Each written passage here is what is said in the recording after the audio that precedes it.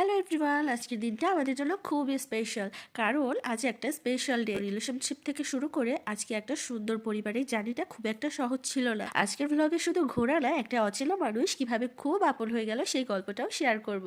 সকালটা শুরু করলাম মিষ্টি রোদ দিয়ে। আমরা তিনজনই শাওয়ার নিয়ে তারপর রেডি হয়ে গেলাম ঘোরার জন্য। একটা রেস্টুরেন্টে বার্গার আর স্যান্ডউইচ দিয়ে ব্রেকফাস্ট করে নিলাম। রাস্তার পাশে একটা ফুলের নার্সারি দেখে ঢুকে পড়লাম। সেখানে এক আঙ্কেল ছিলেন। কথা বলতে গিয়ে জানলাম উনিও আমাদের বরিশালের মানুষ। মুহূর্তেই কেমন যেন আপন হয়ে গেলেন। বললেন বিকেলে বাসায় ফেরার পথে যেন দেখা করে যাই। লাইফে অনেক সময় অচেনা মানুষ খুব কাছের হয়ে যায়, আজ সেটা আমি আবারও অনুভব করলাম। অনেক সময় দূরের মানুষগুলোই অনেক আপন হয়ে যায়, আর আমাদের কাছের মানুষগুলো আমাদের সাথে বেইমানি করে। তারপর আমরা সিলেট টাউনে গেলাম। বেবি শপ থেকে আমার ছেলের জন্য কিছু কেনাকাটা করলাম। তারপর আমিও কিছু কসমেটিক্স কিনে নিলাম। তারপর শোরুম থেকে আমরা তিনজন জুতা কিনে নিলাম। হাজবেন্ড তার জন্য কিছু জামা কাপড় কেনাকাটা করলো, আর আমাকে একটা ফুলের তোড়া গিফট করলো। আমি তো গোলাপ ফুল পেয়ে খুবই খুশি হয়ে গেছি।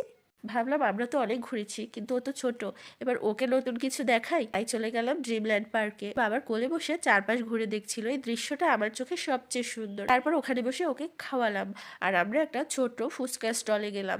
আমরা ফুচকা খেলাম এবং ওখান থেকে ঘুগনিও খেলাম।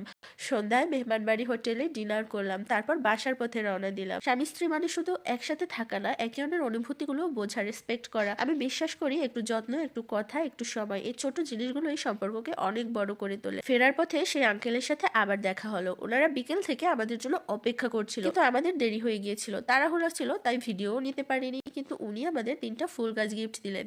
একজন অচেনা মানুষ, কিন্তু এত ভালোবাসা। Sometimes strangers become family.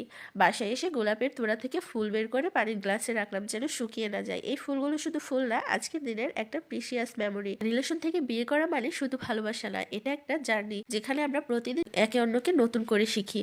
সবসময় সবকিছু পারফেক্ট হয় না, কিন্তু চেষ্টা করি একে অন্যকে বুঝতে, কারণ আন্ডারস্ট্যান্ডিং না থাকলে কোনো সম্পর্কই টেকে না।